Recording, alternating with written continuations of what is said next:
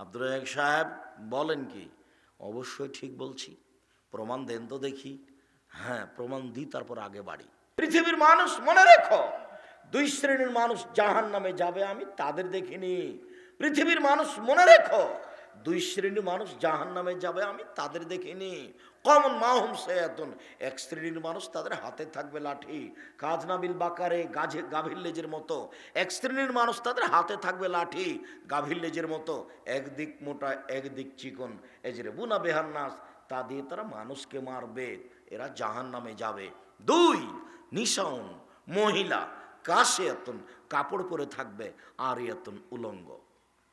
আমি তো দীর্ঘ প্রায় 32 বছর থেকে আপনাকে বলছি যে আপনি সালোয়ার কামিজ মেক্সি চাদর পরেন, শাড়ি পরলে 2 ছাটের ব্লাউজ পরেন, যার হাত হবে কবজি পর্যন্ত, নিচের দিকে কমর নিচে চলে যাবে। আজও আপনি ছোট ব্লাউজ পরে আছেন।